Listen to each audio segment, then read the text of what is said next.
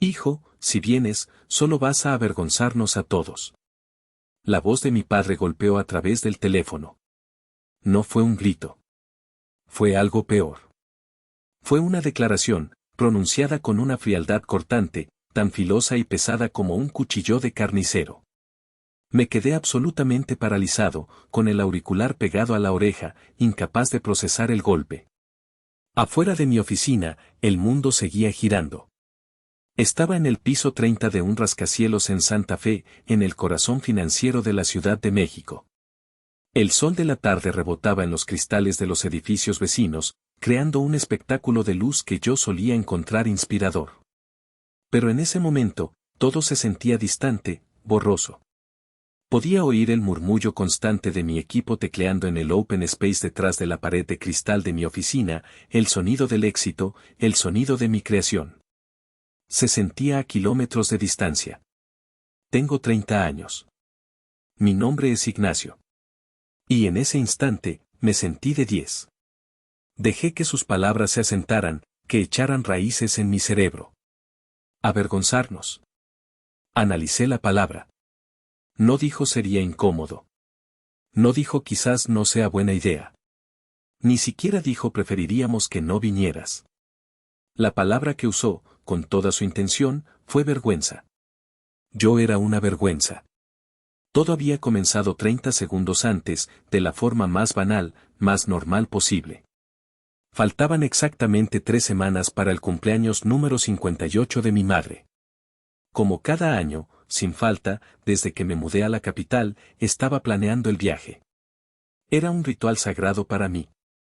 Conduciría mi Mazda las 2 horas y media de carretera, saliendo del tráfico infernal de la ciudad hasta la calma relativa de nuestra casa en Puebla. Siempre lo hacía.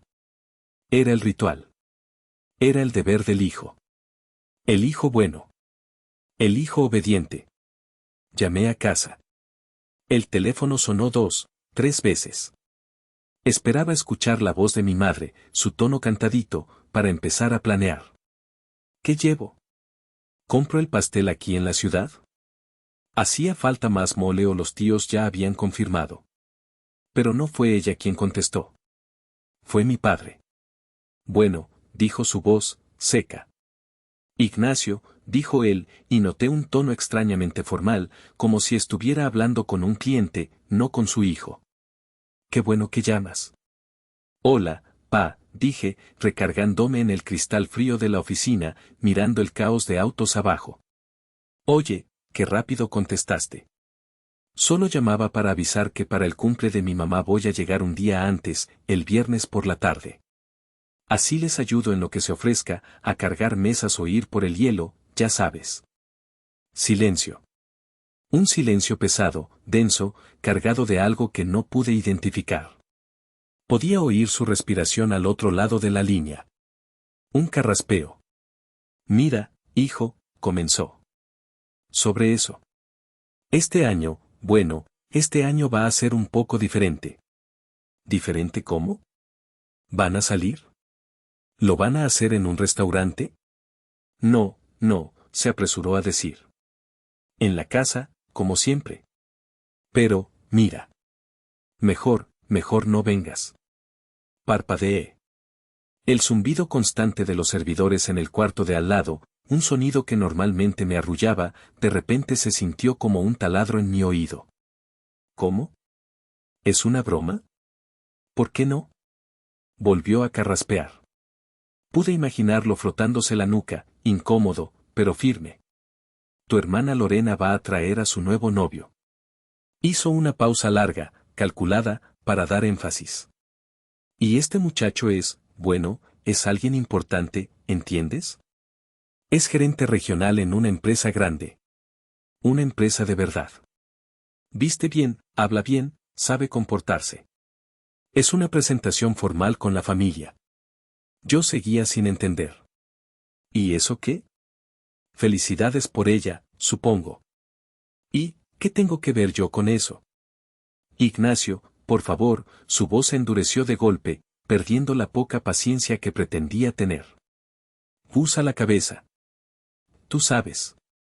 Tú, bueno, tu trabajo no es algo cómodo de explicar. No es algo respetable. Es mejor que no estés. No queremos distracciones. Distracciones, repetí. La palabra salió de mi boca como un susurro ahogado. Sentí un calor desagradable que me subía desde el estómago hasta la nuca. La sangre empezó a hervirme. ¿Me estás diciendo que no puedo ir al cumpleaños de mi madre porque mi trabajo no es cómodo de explicar? Estoy diciendo que tu presencia es una vergüenza, explotó. Su voz se convirtió en un gruñido sordo, lleno de desprecio. Siempre con tus fachas de estudiante, con tus playeras raras y hablando de tus cosas raras de computadoras. Este es un evento importante para tu hermana. Y si insistes en venir, solo vas a avergonzarnos a todos. ¿Entendiste? Hizo una pausa, y luego vino el golpe final. Así que olvídate que tienes padres si te apareces por aquí. Y antes de que pudiera responder, antes de que el SOC me permitiera formular una sola sílaba, antes de que pudiera gritar o llorar, colgó. El clic. El clic de la llamada al terminar fue el sonido más ruidoso que había escuchado en todo el día. Más fuerte que el tráfico. Más fuerte que mi equipo. Me quedé de pie, inmóvil, mirando el horizonte de una ciudad que yo sentía haber conquistado, pero sintiéndome exactamente como ese niño de 10 años al que acababan de castigar sin motivo. El teléfono se sentía pesado y frío en mi mano. Vergüenza. La palabra resonaba en el silencio de mi oficina de cristal. Vergüenza. Vergüenza. Vergüenza. Me senté lentamente en mi silla ergonómica. Una Herman Miller Aeron. Una silla que cuesta más que la sala completa de mis padres. Las palabras de mi padre seguían rebotando en mi cabeza como una pelota de pinball, golpeando cada nervio. Tu trabajo no es cómodo de explicar. Vergüenza. Fachas. ¿Mi trabajo? Miré a mi alrededor. Mi oficina no era un cubículo. Era una esquina de cristal con vistas panorámicas. Estaba en la oficina principal de Cobalto Financial. Mi empresa. Una empresa que yo cofundé hace 4 agotadores años. Lo que empezó en mi departamento de soltero en la colonia Roma, con 2 amigos, 3 laptops sobre cajas de pizza y un sueño ridículo, era ahora una de las fintechs de más rápido crecimiento en México. Manejábamos millones de pesos en transacciones de pagos digitales cada día. Empresas grandes usaban nuestra plataforma para pagar sus nóminas. Yo era el director de operaciones. El CO. Tenía un equipo de 50 personas a mi cargo, ingenieros brillantes, analistas financieros agresivos, personal de soporte bilingüe. Mi trabajo era construir el futuro financiero del país. Mi trabajo era crear empleos. Mi trabajo pagaba mi auto, mi departamento de lujo y, hasta hace 10 minutos, todas las comodidades de mis padres. Pero para mi familia, yo era Nachito, el que arregla computadoras. O, como mi hermana Lorena me llamó la última vez, el picacódigos. Para ellos, el trabajo de verdad era el que podías ver y tocar. El que manchaba de grasa las manos. El que requería un traje y una corbata todos los días en un banco aburrido. El que te daba un título físico de doctor o ingeniero en una fábrica ruidosa en Puebla. Mi trabajo era abstracto. Era intangible. Eran números en una pantalla. Era jugar en la computadora. Mi hermana Lorena, en cambio. Ella sí tenía un trabajo respetable. Tenía 32 años, 2 más que yo. Trabajaba en relaciones públicas para una marca de ropa local en Puebla, una marca que probablemente facturaba en un año lo que Cobalto Financial movía en una tarde. El trabajo de Lorena consistía en organizar eventos con canapés, sonreír mucho, tomarse fotos con gente importante de la sociedad poblana y salir en las páginas de sociales del periódico local. Ganaba en un mes lo que yo ganaba en 3 días. Pero su trabajo era social. Se podía ver. Se podía presumir en las comidas familiares. Mi hija, la publirelacionista. Siempre fue así. Lorena era la hija dorada, la princesa de la casa. Brillante, ruidosa, encantadora. Yo era el otro. El invisible. El callado. El rarito. El recuerdo me golpeó con la fuerza de un ladrillo. Me quitó el aire. Tenía 10 años. Había pasado 3 meses enteros, construyendo un maldito volcán de bicarbonato y vinagre para la Feria de Ciencias del Estado. Le puse luces LED. Lo pinté con esmero. Hizo erupción 10 veces seguidas sin fallar. Gané el primer lugar.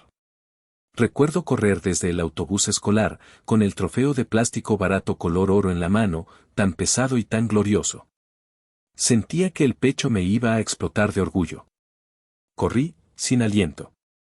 Abrí la puerta de la casa. Mamá. Papá. Gané. La casa estaba en penumbras. Un silencio extraño. Los encontré en la sala, abrazando a Lorena, que tenía 12 años y lloraba desconsoladamente, con hipidos dramáticos. ¿Qué pasó?, pregunté, mi voz más baja, mi trofeo todavía en alto. Mi padre me silenció con una mirada furiosa, una que conocía bien. Cállate la boca, Ignacio. ¿No ves que tu hermana está mal? Me quedé helado. Resulta que Lorena no había sido elegida para el papel principal en la obra de teatro de la escuela. Le habían dado el papel de Árbol 3. Ese fue el drama del día. Esa fue la tragedia nacional que eclipsó todo lo demás. Dejé mi trofeo en la mesa de la cocina. Estuvo ahí una semana. Vi cómo acumulaba polvo y luego, cáscaras de plátano y manchas de café. Una semana después, mi madre lo guardó en una caja en el ático para no hacer estorbo. Nunca lo volvieron a mencionar. 30 años. 30 años y nada había cambiado. Yo había construido un volcán metafórico que estaba entrando en erupción en el mundo real, cambiando una industria. Pero ellos seguían aplaudiendo a Lorena por existir. Y ahora, por conseguir un novio gerente regional. Yo, el director de operaciones y cofundador, seguía siendo el Árbol 3. Seguía siendo una vergüenza. Había una persona. Una sola persona en toda mi maldita familia que sí lo entendía. Mi tía Ofelia. La hermana menor de mi madre. La oveja negra. La rara de la familia, según mi padre, porque leía demasiado, viajaba sola y, el pecado capital, nunca se casó. Para mí, era la única cuerda en un manicomio. Era la única que me veía. Mientras miraba mi teléfono, ahora oscuro y silencioso sobre el escritorio de caoba, recordé una llamada con ella. Fue hace unos 6 meses. Yo estaba particularmente frustrado ese día. Mijito, ¿cómo va esa empresa tuya?, me preguntó, y su voz siempre sonaba genuinamente interesada, no como el interrogatorio condescendiente de mis padres. Estuve leyendo en el Financiero que Cobalto Financial recibió una ronda de inversión de Serie B muy fuerte. Felicidades, Nacho. Qué orgullo me da leer tu nombre ahí. Me quedé helado en mi departamento. ¿Leíste eso? ¿En el Financiero? Claro que sí. ¿Pensabas que no te googleo, sobrino? Alguien tiene que seguirle la pista al genio de la familia. Tu madre cree que sigues vendiendo partes de computadora por internet. Me reí, pero el sonido salió hueco, amargo. Aproveché la confianza. Me quejé. Le conté que estaba cansado. Cansado de trabajar 14 horas al día para que mi familia pensara que jugaba en la computadora. Cansado de que, sin importar cuánto lograra, para mis padres siempre sería el rarito. Y me quejé de lo que más me dolía, que seguían pidiéndome dinero. Tía, es que no para, le dije, caminando en círculos en mi sala. Que la tarjeta de Lorena. Que el coche de papá. Que el techo de la casa. Siempre es una emergencia. Y luego me tratan como si yo fuera un cajero automático sin sentimientos. Ni un, gracias. Solo un, deposita. Mi tía guardó silencio un momento al otro lado de la línea. Pude oírla encender un cigarrillo. Cuando habló, su voz era seria, desprovista de toda broma. Nacho, escúchame bien, dijo. Quiero que me escuches con mucha atención. Ten mucho cuidado. Eres un buen niño, siempre lo has sido. Demasiado bueno. Y te estás quemando vivo para darles calor a ellos. Hizo una pausa para darle una calada al cigarrillo. ¿Y sabes qué es lo peor, mijito? Que ellos no te lo van a agradecer. Ellos ya se acostumbraron al calor. Ya dan por sentado que tu obligación es arder. El día que dejes de arder, continuó, el día que decidas guardar un poco de fuego para ti, no te van a preguntar si estás bien. No te van a preguntar si estás cansado o si tienes frío. Solo se van a quejar del frío. Hizo otra pausa. Para ellos, mijito, y me duele en el alma decírtelo, pero tú no eres un hijo. Eres un recurso. En ese momento, pensé que estaba exagerando.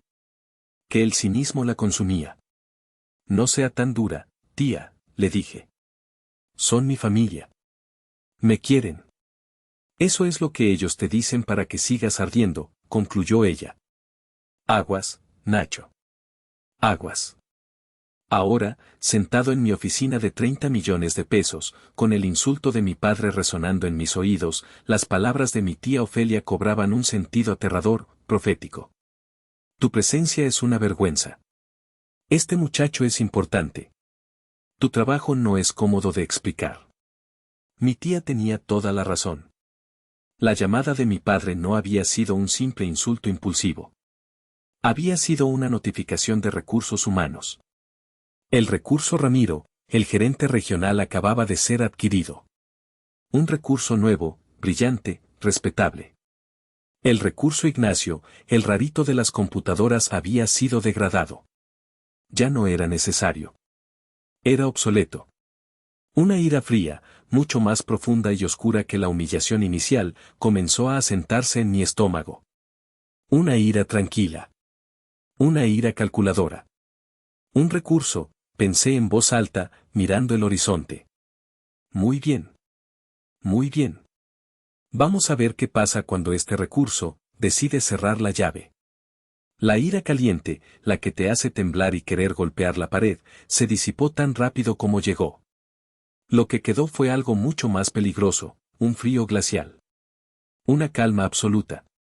Me levanté de mi silla. Caminé con pasos deliberados hacia el pequeño coffee bar que teníamos en la esquina de la oficina. Me serví un vaso de agua fría. Mis manos no temblaban. Ni un poco. Mi pulso era firme. Un pensamiento, claro y nítido como el cristal, cruzó mi mente y se instaló: yo pago sus cuentas. Regresé a mi escritorio. El sol de la tarde le daba un brillo dorado a la madera. Saqué mi smartphone personal.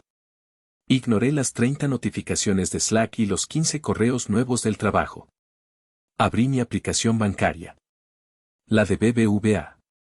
La azul. Mi huella dactilar desbloqueó la pantalla al primer intento. Con una precisión casi quirúrgica, como uno de mis ingenieros depurando código, navegué al apartado de pagos programados o domiciliaciones. Y allí estaban. Como pequeños soldados de mi estupidez, como monumentos a mi necesidad de aprobación, alineados mes tras mes. El listado era claro, casi insultante en su normalidad. CFE, Comisión Federal de Electricidad, un promedio de 2.500 pesos al mes. Una cantidad altísima para una casa de 2 personas. Ah, claro. El aire acondicionado que Lorena insistió en poner en toda la casa el verano pasado, y que yo pagué, bajo el rubro de impermeabilización urgente. Agua de Puebla, 1.000 pesos al mes. Telmex, internet y teléfono 1.500 pesos. El paquete más alto. Fibra óptica. La mayor velocidad. Seguramente para que Lorena pudiera ver sus series de Netflix en 4K sin interrupciones. Sky, televisión 3.000 pesos al mes. El paquete Premium Platinum. Con todos los canales de películas, series y, por supuesto, todos los deportes.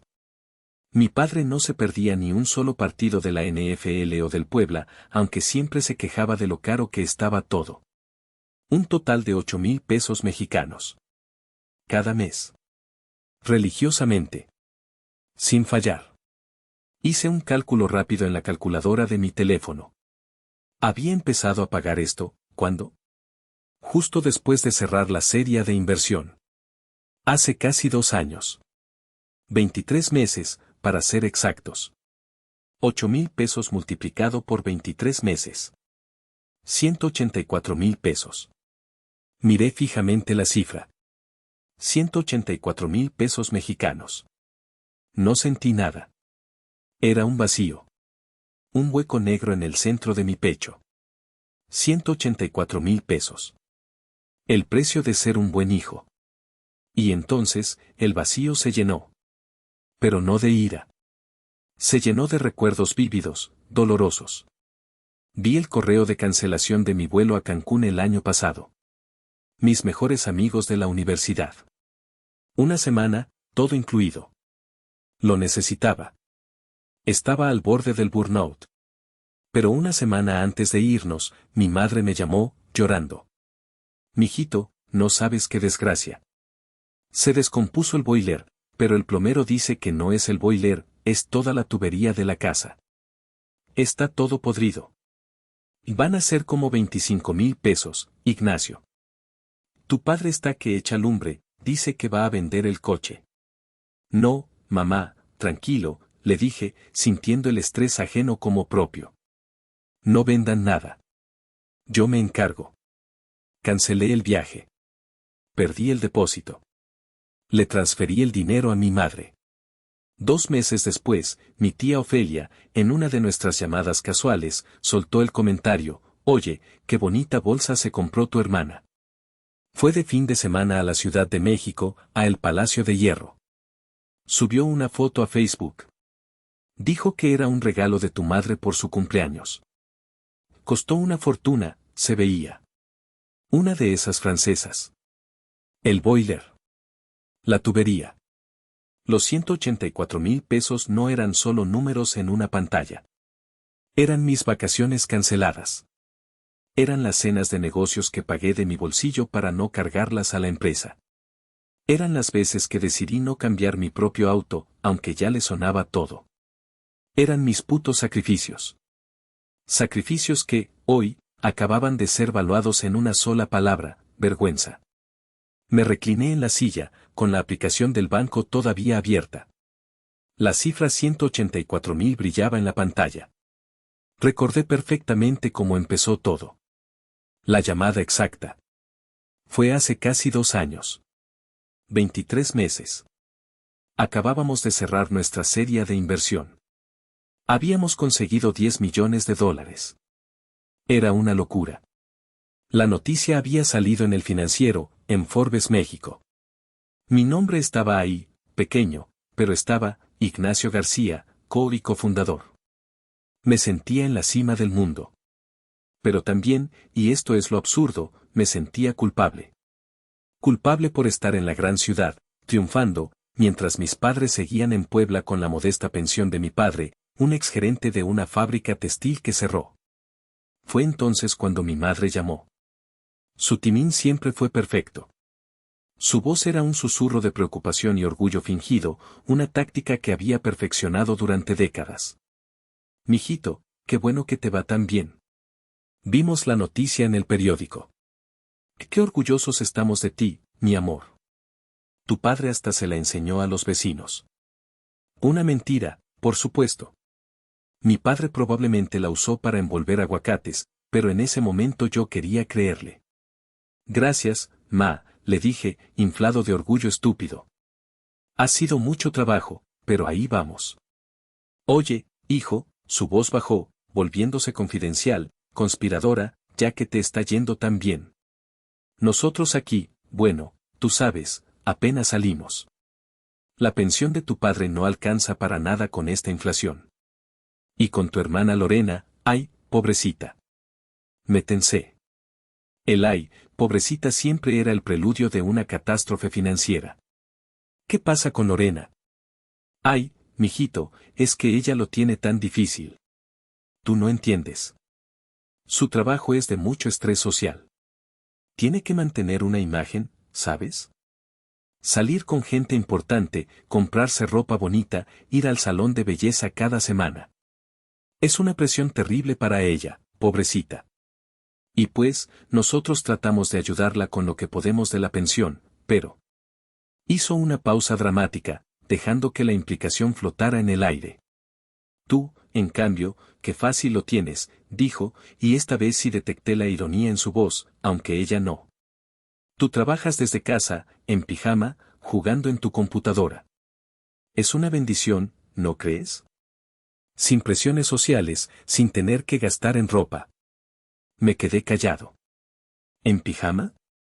Yo no había dormido más de 4 horas seguidas en 6 meses. Jugar en la computadora me había costado sudor, lágrimas, noches enteras sin dormir y un estrés que me estaba provocando una gastritis crónica. Mi vida fácil era un infierno de 14 horas diarias. El punto es, hijo, continuó, ajena a mi silencio, ¿qué pensábamos, ya que a ti no te cuesta tanto, por qué no nos ayudas con las cuentas de la casa? Solo la luz, el agua, el internet, esas cosas. Cositas básicas. Al menos mientras Lorena se estabiliza y encuentra a alguien que la apoye. Un buen hombre. Mientras Lorena se estabiliza. La frase me sonó razonable en ese momento. Me sentí culpable por mi vida fácil.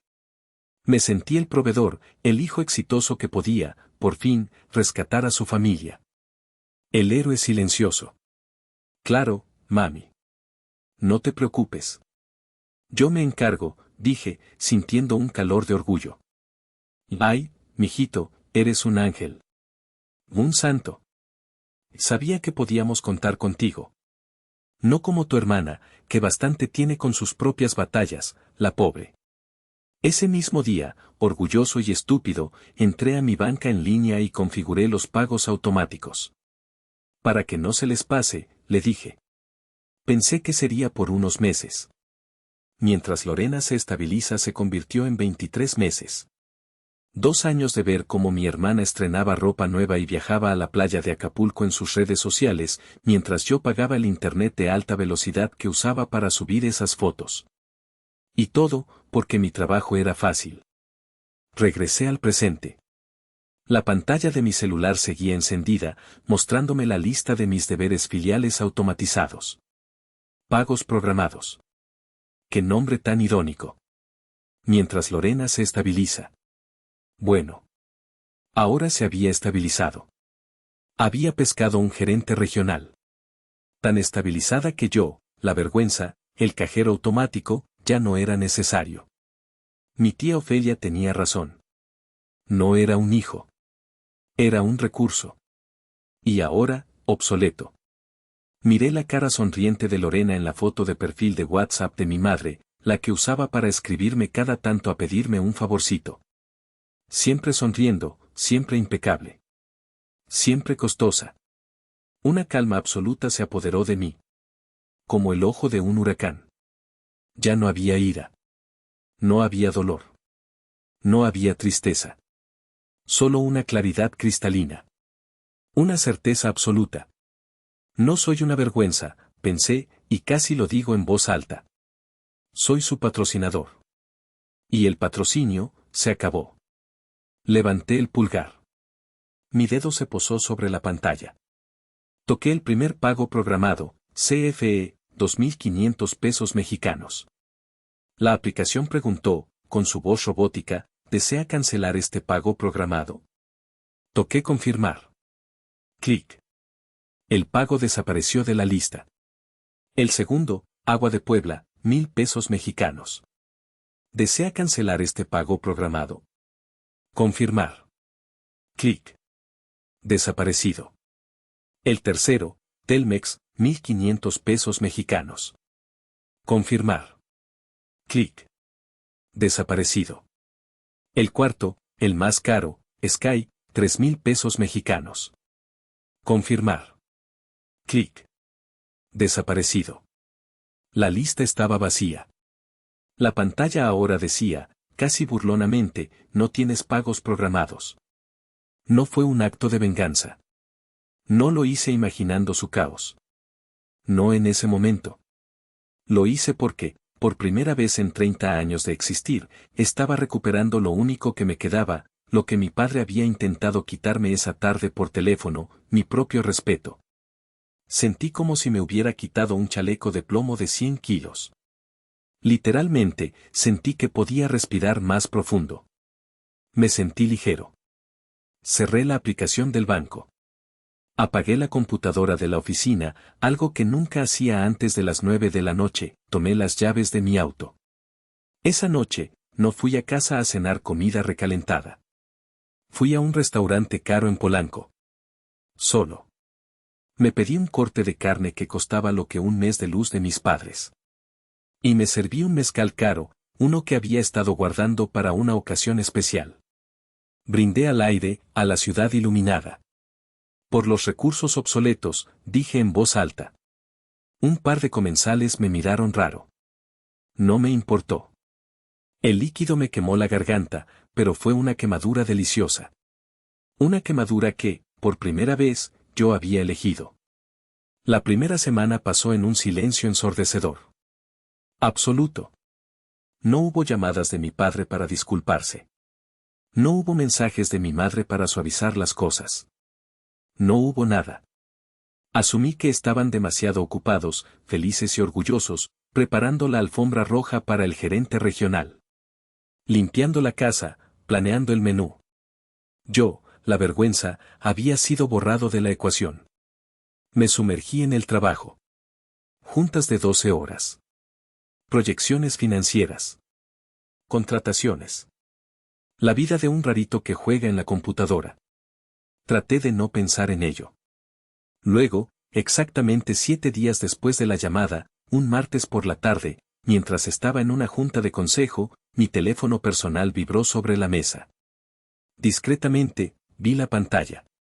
Un mensaje de mi madre. Faltaban 2 semanas para la fiesta. Mi corazón dio un vuelco. ¿Sería una disculpa? Tu padre exageró, por favor ven. Abrí el mensaje.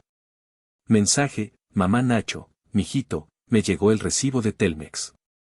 ¿Puedes pagarlo? Se vence mañana. Besos. Me quedé mirando la pantalla. Mijito. Besos. Y en medio, la orden. Ni una palabra sobre la llamada de mi padre. Ni un ¿cómo estás? Ni un lamentamos lo que dijo tu padre, fue un error. Nada. Cero. Solo la orden de pago, envuelta en un cariño falso y condescendiente. Como si nada hubiera pasado. Como si yo fuera un empleado de bajo nivel al que se le olvidó archivar un reporte. Sentí la bilis subirme por la garganta. La hipocresía era tan densa, tan descarada, que casi podía tocarla. Leí el mensaje. Lo volví a leer. Y luego, simplemente, apagué la pantalla del teléfono. Lo dejé boca abajo sobre la mesa. No lo marqué como leído. No respondí. No hice nada. El silencio, me di cuenta, puede ser una respuesta muy, muy poderosa. Pasó otra semana. El silencio se hizo más pesado. Ahora solo faltaba una semana para el gran evento. Estaba en el gimnasio, en la caminadora, tratando de sudar la frustración, cuando mi teléfono sonó. Era una llamada. Papá. Mi pulso se aceleró, pero no por el ejercicio. Rechacé la llamada. 1 minuto después, vibró de nuevo. Un mensaje de voz. Dejé que terminara de grabar. Me bajé de la caminadora, tomé una toalla y escuché el mensaje. La voz de mi padre. Irritada. Impaciente. La voz del patrón. Ignacio. Llamaron de la CFE. Dicen que van a cortar la luz si no se paga hoy. El recibo está vencido. ¿Qué diablos pasa contigo? Deja de hacerte el niño y paga eso ya. No me hagas quedar mal. No me hagas quedar mal. Ni un perdón. Ni un hijo, creo que exageré. Ni un podrías por favor. Solo una orden. Una preocupación por su imagen. Me quedé mirando mi reflejo sudoroso en el espejo del gimnasio. Deja de hacerte el niño. Irónico. Irónico, viniendo del hombre que me había prohibido ir a la fiesta de su esposa por un berrinche de estatus social. Borré el mensaje de voz. No respondí. El silencio se hizo más pesado. Yo seguí con mi vida en la Ciudad de México. Juntas. Reportes. Cenas con amigos. La vida de un rarito.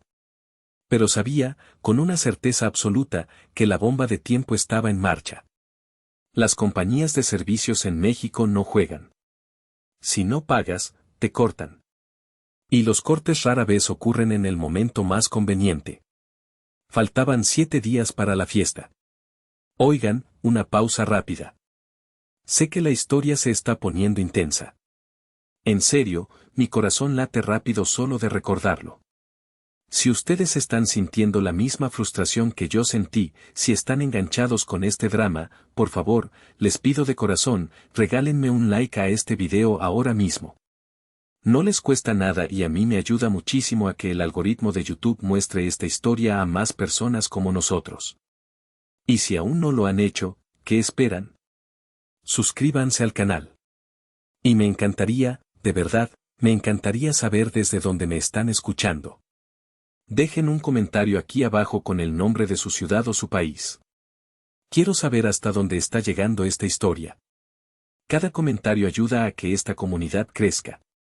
Muchas gracias por su apoyo, y sigamos con la historia, porque lo peor apenas estaba por comenzar. Llegó el sábado. El gran día. El cumpleaños número 58 de mi madre. El día de la presentación oficial del gerente regional.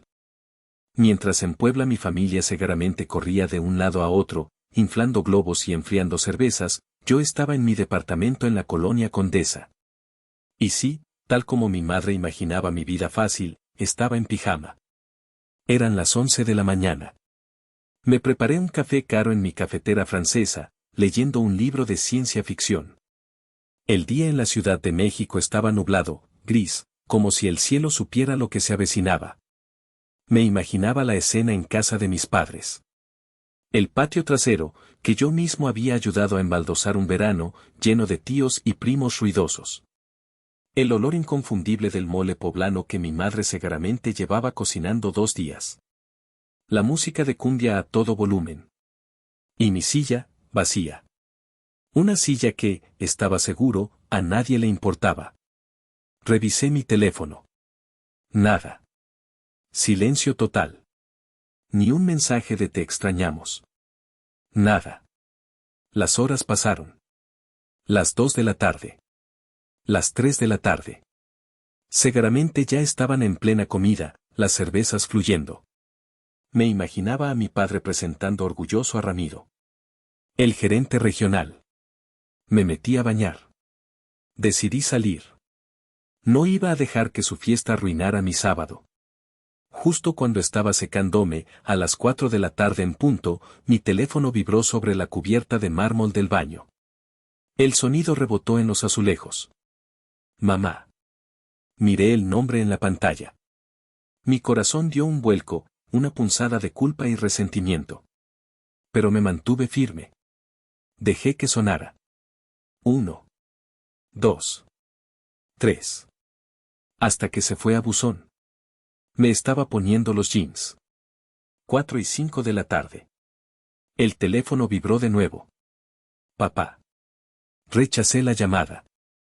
Ni siquiera lo pensé. Mi pulgar se movió solo. 4 y 6 de la tarde, vibró otra vez. Lorena. Rechacé la llamada con más fuerza. Casi podía saborear el pánico al otro lado de la línea. Algo iba mal. Muy mal. Me recliné en el borde de mi cama. El libro ya no me interesaba. Esperé. A las 5 y 10 de la tarde, la verdadera tormenta se desató. Mi teléfono se iluminó como un árbol de Navidad, no con llamadas, sino con una avalancha de mensajes de texto. El primero fue de mi madre. En mayúsculas. Mensaje, mamá, Ignacio. Se fue la luz. No tenemos luz. Estamos a oscuras, por el amor de Dios. Toda la familia está aquí. Los invitados. Paga la cuenta, rápido. Y me estás avergonzando. Me estás avergonzando. La ironía era deliciosa. Leí el mensaje. CFE no perdona. Llegó la fecha de corte y, clic. Apagaron el interruptor. En medio de la fiesta. con todos los invitados. Un segundo después, otro mensaje. Mi padre. Mensaje, padre, no hay agua. Tu madre no puede terminar de cocinar. El baño no funciona, es un desastre. Contesta el teléfono, inútil. Soluciona esto ahora mismo. Claro. Sin electricidad, la bomba del agua no funciona. El castillo se estaba desmoronando. El mole a medio calentar. Los baños tapados. Y un tercero. Mi hermana. La princesa. Mensaje, Lorena, se cortó el Sky y el Wi-Fi. Ramiro está aquí. Y su familia. No puedo poner la música. ¡Qué oso! ¡Qué puto oso! Haz algo. Urgente. El oso. La vergüenza. La única cosa que parecía importarles. Me quedé mirando los 3 mensajes, uno tras otro, brillando en la oscuridad de mi cuarto. La santa trinidad de su desesperación, luz, agua, internet. Las 3 cosas que yo proveía. Las 3 cosas que daban por sentadas. Las 3 cosas que me hacían útil. No sentí alegría. No sentí satisfacción. Sentí un vacío confirmado. Una tristeza profunda, pesada. Me di cuenta de que, en todos esos años, nunca me había necesitado a mí, a Ignacio. Necesitaban mi dinero. Necesitaban mi obediencia. No llamaban porque me extrañaran. Llamaban porque el cajero automático había dejado de funcionar. Mi teléfono no dejó de vibrar. Era una locura. Se convirtió en una sinfonía de pánico. Llamadas perdidas de mi madre, 6, mi padre, 10, y Lorena, 12. Las rechazaba todas. Y luego, alrededor de las 6 de la tarde, el ataque cambió de frente. Como un ejército cambiando de estrategia. Ya no era mi familia nuclear. Eran ellos. Los parientes. La artillería pesada. El grupo de WhatsApp familiar, los García de Puebla, del que yo era un miembro fantasma, solo leía, nunca escribía, explotó. Mi teléfono casi se derrite. Mensaje, tío Beto Ignacio, qué poca madre tienes. En serio. Tu mamá está llorando en su cumpleaños. No tienes perdón de Dios. Mensaje, prima Chela, oye, Nacho, siempre supimos que eras el rarito envidioso, pero esto ya es pasarse de la raya. Lorena tiene razón, solo quieres arruinarle el día porque ella sí tiene a alguien y tú no. Qué triste. Mensaje, tía Lucha, tu padre está furioso. Dice que eres un malagradecido. Después de todo lo que han hecho por ti, darte estudios y todo. Qué vergüenza de sobrino. Vergüenza. Ahí estaba esa palabra otra vez. Como un eco. La misma que mi padre usó para exiliarme. Ahora la usaban para atacarme por no seguir pagando por mi propio exilio. La ironía era tan amarga, tan ácida, que me hizo sonreír. Leí cada mensaje con un desapego clínico. Como un cirujano examinando un tumor. Estaba acostumbrado. En mi familia, la verdad nunca importaba, solo importaba la versión de la persona que gritaba más fuerte, y esa siempre era Lorena o mi padre. Yo era el chivo expiatorio perfecto. El rarito envidioso. Estaba a punto de poner el teléfono en modo avión. Estaba harto. Harto de la toxicidad, harto de ser el villano en una historia que ellos escribieron. Justo cuando mi dedo iba a presionar el icono del avión, la pantalla se iluminó con una videollamada entrante. Tía Ofelia. Mi corazón se detuvo. Ella era la única. La única que me googleaba. La única que me veía. La única que importaba. Dudé un segundo, ¿qué le iba a decir? ¿Cómo le explicaba esto? Pero mi dedo, casi por voluntad propia, presionó el icono verde de aceptar. La imagen se conectó. La cara de mi tía Ofelia llenó la pantalla, sus ojos grandes y llenos de preocupación. La escena detrás de ella era un caos absoluto. Estaba en la cocina, y como había imaginado, la única luz provenía de la linterna de un celular que alguien sostenía, creando sombras largas y fantasmales en las paredes. Se oía a gente hablando a gritos, el sonido metálico de platos y una tensión tan espesa que casi podía palparse a través de la pantalla. Mijito, susurró a la cámara, poniendo una mano alrededor del micrófono del teléfono, como si temiera que la escucharan. Fuiste tú, ¿verdad? Cortaste los pagos. Tragué saliva. La miré a los ojos, a mi única aliada. Mi voz se rompió por primera vez en todo el día. Tía, fue papá. Me corrió. Me prohibió ir a la fiesta. Dijo que soy una vergüenza para la familia. Dijo que si me atrevía a ir, que no lo llamara, padre, nunca más. Vi cómo los ojos de mi tía Ofelia se abrían de par en par, llenos de un horror y una comprensión que me validaron instantáneamente. Ese infeliz, empezó a decir, su voz llena de furia. Sabía que. Pero antes de que pudiera terminar, el teléfono fue arrebatado bruscamente de su mano. La imagen tembló con violencia. Dame eso, tía inútil. Y de repente, la cara de mi hermana Lorena llenó la pantalla. Estaba distorsionada por la ira. El maquillaje perfecto se había corrido por el sudor y las lágrimas de frustración. El cabello, que seguramente había pasado 3 horas en el salón, estaba despeinado. La mala luz de la linterna la hacía ver como un demonio salido de una película de terror. Maldito seas, Ignacio, gritó. El audio del teléfono se saturó, convirtiendo su voz en un chillido agudo. ¿Te atreves a contestar? Después de lo que hiciste. Arruinaste la fiesta de mi mamá. Arruinaste mi noche. Detrás de ella, la escena era un pandemonio. Pude oír la voz de mi padre gritando a lo lejos, borracho de rabia, dile que es un muerto de hambre. Un don nadie. ¿Qué si lo veo lo? Y luego, la voz llorosa, histérica, de mi madre, qué vergüenza. Qué vergüenza frente a Ramiro. Frente a su familia. Dios mío, qué vergüenza. Lorena volvió a enfocar la cámara en su rostro enfurecido. Sus ojos me taladraban.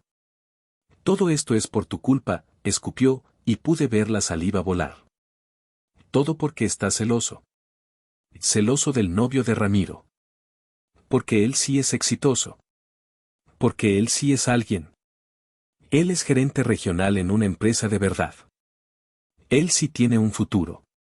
Hizo una pausa para respirar, una bocanada temblorosa de furia. No como tú. Tú no eres nada. Nada. Y eres un maldito rarito antisocial que se esconde en su cuarto a jugar con la computadora. Eso es lo que eres. Un fracasado. Un picacódigos muerto de hambre.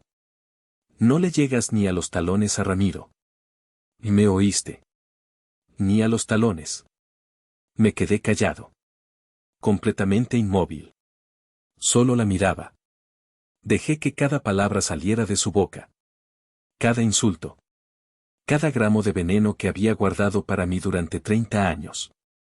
Rarito antisocial. Fracasado. Muerto de hambre. Ni a los talones. Cada palabra era un clavo más, cerrando el ataúd de cualquier afecto que alguna vez sentí por ella. No dije nada. Mi silencio pareció enfurecerla aún más. La estaba desquiciando. No vas a decir nada, imbécil. ¿Qué te pasa? Contesta. Arregla esto ahora. Saca tu maldita tarjeta y paga la luz, fracasado. Y justo en ese momento, mientras su rostro estaba contraído en una máscara de furia, una mano apareció en su hombro. Una mano calmada, firme. La mano en el hombro de Lorena pertenecía a un hombre. Apareció detrás de ella, entrando en el cuadro de la cámara. Vistiendo un traje que se veía caro, incluso a la luz temblorosa de la linterna. Su cabello estaba peinado perfectamente, ni un pelo fuera de lugar. Era él. Ramiro. El gerente regional. Se veía increíblemente incómodo. Su rostro estaba tenso. Lorena, por favor, cálmate, dijo, su voz era baja y controlada. Trató de apartarla suavemente de la cámara. No me voy a calmar. Este imbécil nos arruinó, empezó a gritar ella. Pero Ramiro no la estaba escuchando. Estaba mirando fijamente la pantalla del teléfono. Sus ojos se encontraron con los míos. Vi, en cámara lenta, cómo su rostro pasaba por 5 etapas de shock. Primero, confusión. ¿Qué hace este tipo en la videollamada? Segundo, reconocimiento. Espera, yo conozco esa cara. Tercero, pánico absoluto. No. No puede ser. Cuarto, terror. Es él. Quinto, sumisión profesional. Sus ojos se abrieron de par en par, palideció. Pude ver una gota de sudor formarse en su sien. Ignacio. Yo también lo reconocí al instante, por supuesto. Era Ramiro Fuentes. El nuevo gerente de cuentas clave que habíamos contratado para la expansión en la zona del Bajío. Llevaba exactamente 3 semanas en la empresa. Sus reportes llegaban directamente a mi equipo de operaciones. Yo mismo había dirigido su entrevista final. Hablamos durante 1 hora. Yo había aprobado su contratación. Yo había firmado la oferta con el salario que, probablemente, estaba impresionando tanto a mi familia. Mientras Lorena seguía gritando rarito antisocial, como un disco rayado, Ramiro, pálido como un fantasma y sudando frío, tartamudeó. Señor, dijo, su voz apenas un susurro. Trató de nuevo, más fuerte, interrumpiendo el chillido de Lorena. Señor. Señor Ignacio. ¿Qué hace usted? Buenas noches. Buenas noches, director. El silencio. Fue instantáneo. Fue absoluto. Fue glorioso. Fue tan profundo que juro que pude oír el zumbido de la linterna del celular y el goteo de una llave en la cocina. La sonrisa burlona y furiosa de Lorena se congeló en su rostro. Se giró lentamente, como en una película de terror, para mirar a Ramiro. ¿Qué dijiste? La voz de mi padre gritando muerto de hambre, desde el patio se detuvo abruptamente. El llanto histérico de mi madre se convirtió en un jadeo ahogado. Tía Ofelia, que de alguna manera había logrado recuperar el teléfono, ahora enfocaba la escena con una media sonrisa perversa que yo amaba. Se oyó un susurro en el fondo. Creo que era mi tío Beto. ¿Qué dijo? ¿Director? ¿Director de qué? Ramiro, dándose cuenta del desastre nuclear en el que estaba parado, se enderezó. Se ajustó el nudo de la corbata, un reflejo profesional. Miró a mi familia, luego a la cámara, y luego otra vez a mi familia, como un hombre explicando una ecuación complicada a un grupo de niños de kinder. Yo trabajo en Cobalto Financial, dijo, tragando saliva. El señor Ignacio es el director de operaciones y cofundador de la compañía. Es mi jefe. El silencio que siguió fue más espeso. Más pesado. Más delicioso. Miré fijamente a la cámara. Observé el rostro de Lorena, que había pasado del rojo furia al blanco fantasma. Vi la boca de mi padre abierta, incrédula. Vi a mi madre llevarse una mano al pecho. Asentí lentamente, una sola vez. Una confirmación silenciosa.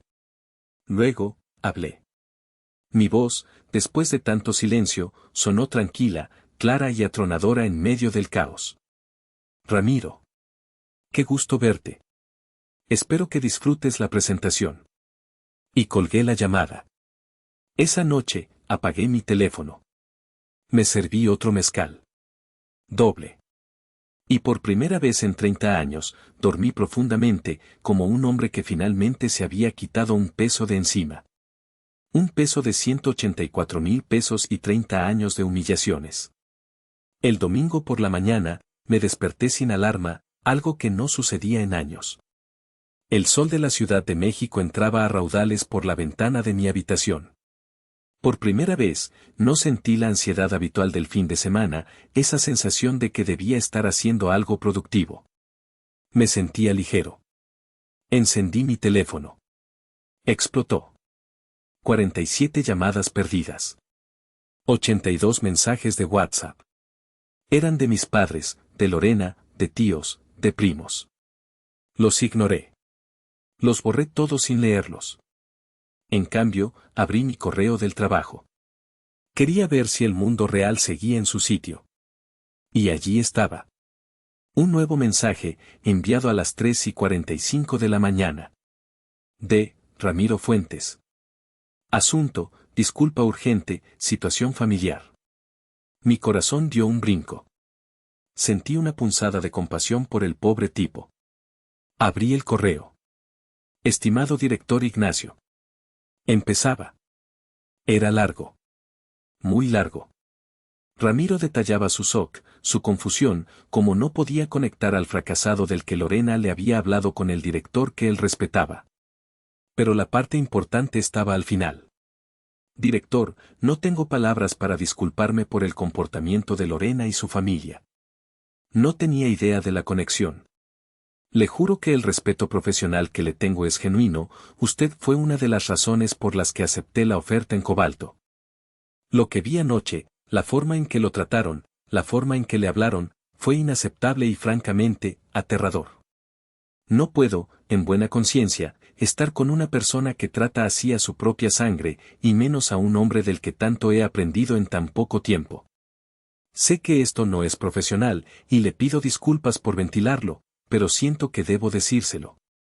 Terminé mi relación con ella anoche mismo. Presentaré mi renuncia el lunes. Entiendo que la situación es insostenible. No podría volver a mirarlo a la cara. Mis más sinceras disculpas por la situación. Suspiré.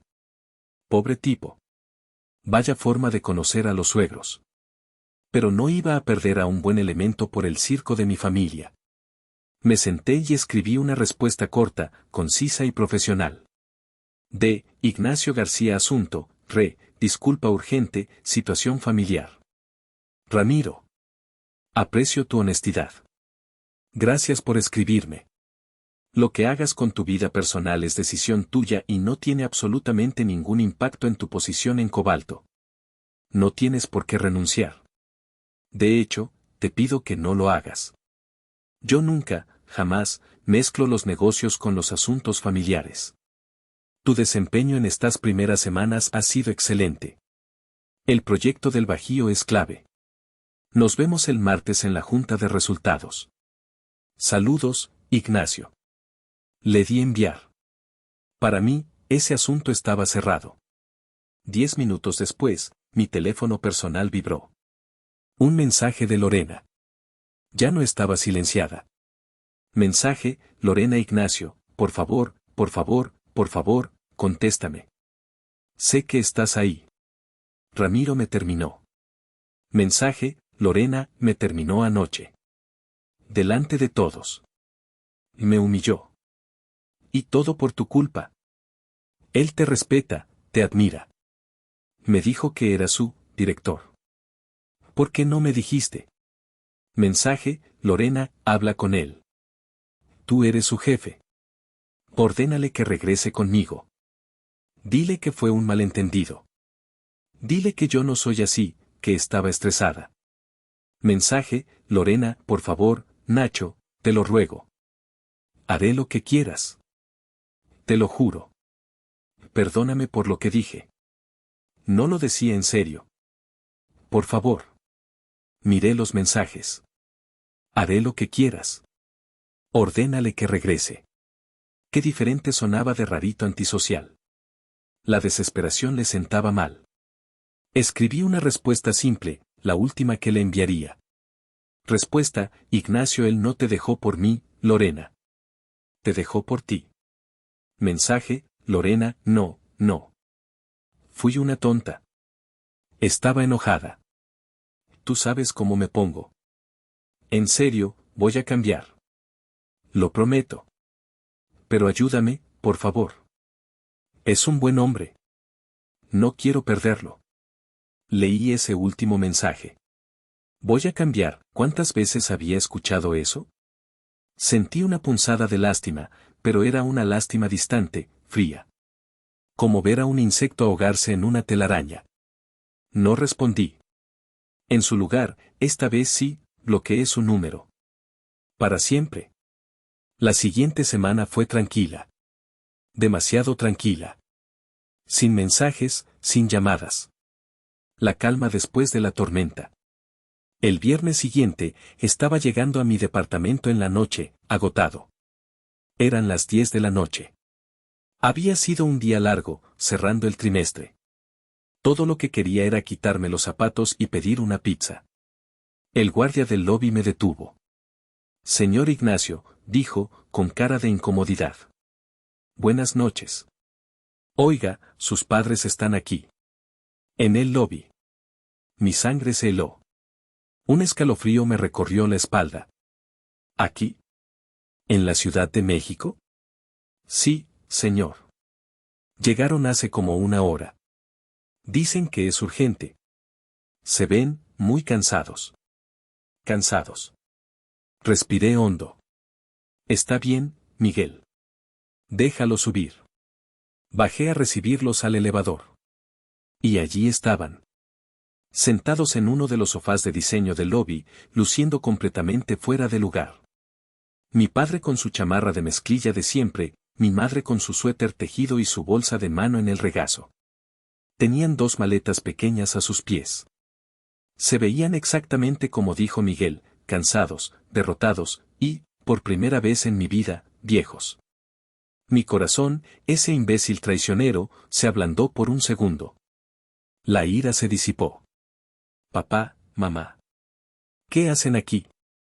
¿Por qué no avisaron? Mi padre se levantó. Se veía, disminuido. Más bajo. Hijo, dijo, y su voz era suave, rasposa. No era la voz del hombre que me había gritado por teléfono. Necesitábamos verte. Hablar contigo. Subimos en el elevador en un silencio sepulcral. Les ofrecí agua. Se sentaron rígidamente en mi sofá de piel, mirando alrededor de mi departamento, un lugar que nunca se habían molestado en visitar, con una mezcla de asombro y resentimiento. Mi padre fue el primero en hablar. Miraba sus manos. Hijo, lo sentimos. Me quedé quieto. No dije nada. Nos pasamos de la raya, continuó. Yo me pasé de la raya. Lo que te dije por teléfono, estuvo mal. Muy mal. No debí decirlo.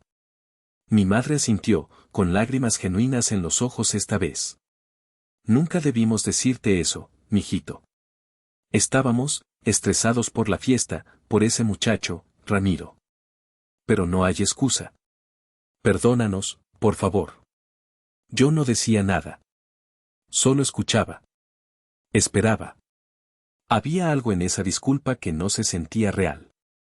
Se sentía ensayada. Y entonces, como una serpiente saliendo de la hierba, llegó. Mi padre carraspeó, retomando un poco de su antigua autoridad. Hijo, somos familia. Y la familia se ayuda, ¿verdad? Nosotros te criamos, te dimos estudios, te hicimos el hombre que eres. Ahí estaba. La factura. Mi madre tomó el relevo, con su voz suave, dulce y manipuladora de siempre. Y ahora que sabemos que te va, también, que eres un director de una empresa tan grande, bueno, pensamos que podrías apoyarnos. Como lo hacías antes, claro, pero, mejor. ¿Mejor? Pregunté, mi voz plana, sin emoción. Sí, mijito, dijo ella, sonriendo con nerviosismo, secándose una lágrima falsa. Estuvimos pensando, y la situación en Puebla está muy dura. Tu padre y yo, quizás podrías apoyarnos con unos 40,000 pesos al mes. Digo, para alguien como tú, con ese puestazo, no debe ser mucho. Es lo justo, ¿no? Y así nosotros vivimos tranquilos, y tú quedas bien con Dios. 40,000 pesos. $2,000. Habían quintuplicado la tarifa. Casi me río. En serio, una carcajada amarga se atoró en mi garganta. No lo hice. Pero la ironía era abrumadora. Ramiro, el gerente regional, el recurso mejorado, se había ido. Lorena había fallado. Así que volvían al recurso original, al rarito, pero esta vez con una factura actualizada acorde a mi nuevo título. Esto no era una disculpa. Era una renegociación de contrato. Miré a las dos personas sentadas en mi sofá de piel. Las personas que me habían dado la vida y que habían pasado 30 años tratando de quitármela de a pedacitos. 40,000 pesos, repetí, probando las palabras. Sonaban absurdas. Entiendo. Se relajaron visiblemente. Mi madre sonrió, aliviada. Mi padre asintió, como si el asunto estuviera cerrado. El hijo bueno había vuelto al redil. Claro, dije, mi voz tranquila. Me parece, justo. Después de todo, ustedes me criaron. Y ay, mijito, exclamó mi madre, juntando las manos. Sabía que entenderías. Sabía que tenías buen corazón. Solo tengo una condición, continué, y sus sonrisas se congelaron. Se apagaron como velas en el viento. ¿Qué condición?, preguntó mi padre, y su voz ya no era suave.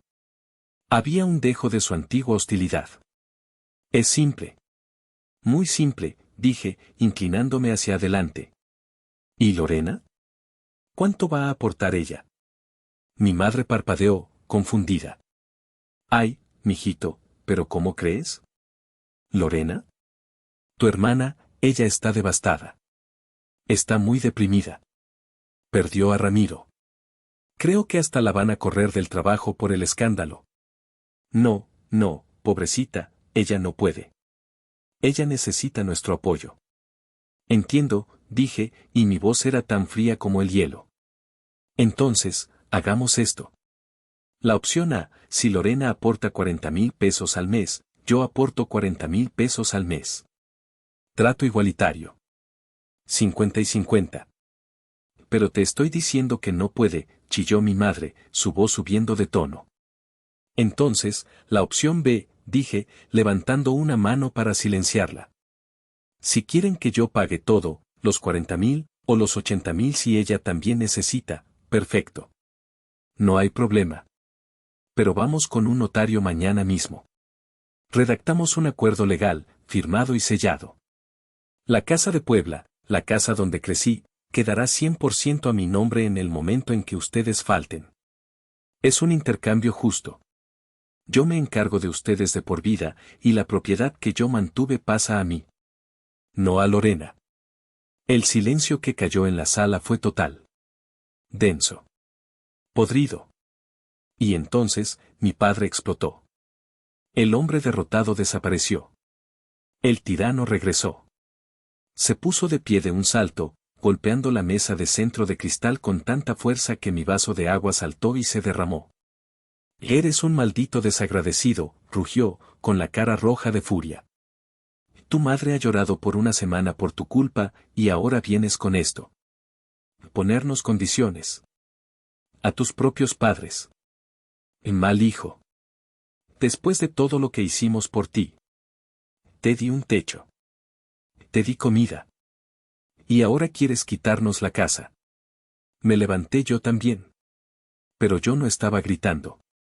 Estaba completamente en calma. Lo miré fijamente a los ojos, y por primera vez en mi vida, él no me sostuvo la mirada. La desvió. Padre, dije, y mi voz era baja, pero cortó su grito como un bisturí. Tenías razón la primera vez que hablamos. Él me miró, confundido. ¿Qué dices? Tenías razón, repetí. Fui una vergüenza. Fui una vergüenza para mí mismo por permitir que ustedes me trataran como su sirviente, su banco y su chivo expiatorio durante 20 años. Fui una vergüenza por cancelar mis vacaciones para pagar las deudas de tarjeta de crédito de Lorena, disfrazadas de boilers descompuestos. Fui una vergüenza por seguir pagando mientras ustedes me despreciaban y me llamaban rarito. Me acerqué a él, invadiendo su espacio. Él retrocedió un paso. Pero eso, se acabó. Hoy. Caminé hacia la puerta de mi departamento y la abrí de par en par. Por favor, salgan de mi casa. Mi madre soltó un sollozo ahogado. ¿Nos estás corriendo, Ignacio? Les estoy pidiendo que salgan de mi casa, dije, sin mirarla. Ahora. Mi padre me miró, buscando la ira, buscando la pelea, buscando al niño de 10 años al que podía intimidar. No encontró nada. Solo un final. Tomaron sus maletas pequeñas y, en un silencio sepulcral, salieron de mi departamento. Cerré la puerta. El clic de la cerradura fue, de nuevo, el sonido más dulce del mundo. Han pasado 2 años desde ese día. Fue la última vez que vi a mis padres o a mi hermana. No cambié mi número de teléfono. No bloqueé sus correos. Simplemente, me detuve. Dejé de ser yo quien cruzaba el puente. Dejé de ser yo quien llamaba, quien buscaba, quien mendigaba afecto. Y descubrí algo aterrador: el puente, en realidad, solo tenía un carril. El que iba de mí hacia ellos. Mi tía Ofelia y yo hablamos todas las semanas. Ella es mi verdadera familia. Viene a la Ciudad de México, nos vamos a cenar, nos reímos. Ella me cuenta, a veces, de ellos. Siguen viviendo en Puebla, de la modesta pensión de mi padre. Aparentemente, los primeros meses fueron muy duros. Tuvieron que vender el paquete de Sky. Tuvieron que aprender a vivir con un internet más lento. Tuvieron que acostumbrarse a que la luz, a veces, se va. Lorena consiguió otro trabajo, uno más modesto, en una oficina. Ya no sale en las páginas de sociales. Mi tía me dice que le cuentan a toda la familia, a todos los que quieran escuchar, la historia trágica del hijo malagradecido y arrogante. La historia del monstruo al que el dinero de la gran ciudad se le subió a la cabeza y que abandonó a sus padres ancianos. Algunos tíos me dejaron de hablar. Otros me miran con lástima en las raras reuniones familiares a las que voy y a las que ellos, convenientemente, no asisten. No me importa. Duermo bien por las noches. Vivo en paz. Mi empresa, Cobalto, se hizo pública el año pasado. Salimos a la bolsa. Supongo que ahora soy, oficialmente, muy cómodo de explicar. Pero, ¿saben qué? Ya no me interesa explicárselo a ellos. Aprendí, a la mala, a los 30 años, que familia no es una palabra mágica que te da derecho a abusar de alguien. No es un cheque en blanco. No es una tarjeta de crédito ilimitada para la bondad y la paciencia de una persona. Aprendí que la sangre te hace pariente, pero es la lealtad, el respeto y el amor mutuo lo que te hace familia. Y mi familia, al final, resultó ser mucho más pequeña de lo que pensaba. Ya no soy un cajero automático emocional. Ya no soy un recurso. Soy, simplemente, Ignacio. Y por primera vez en mi vida, eso es más que suficiente. Pero ahora, después de contarles todo esto, quiero preguntarles algo a ustedes. A todos ustedes que escucharon mi historia hasta el final. He sanado. Estoy en paz. Pero a veces, en las noches, cuando el silencio es muy grande, la duda me visita. Ese pequeño fantasma de la culpa que te programan desde niño. ¿Hice lo correcto? Estuve mal al negarme a mantener a mis padres con 40,000 pesos al mes, a pesar de que, sí, ellos me criaron. ¿Fui demasiado frío, demasiado calculador, al poner la casa como condición? ¿O estaba, finalmente, aprendiendo a quererme a mí mismo y poniendo los límites que debí poner hace 20 años? ¿Qué habrían hecho ustedes en mi lugar? Déjenme su opinión honesta en los comentarios. Realmente quiero leerlos y saber qué piensan. Y si esta historia te movió algo, si te hizo sentir, si te hizo enojar o te dio esperanza, te pido de corazón que le des like al video, y si aún no lo has hecho, por favor suscríbete al canal y activa la campanita para que no te pierdas ninguna de las historias de drama familiar que están por venir. Gracias por escucharme hasta el final. Nos vemos en la próxima.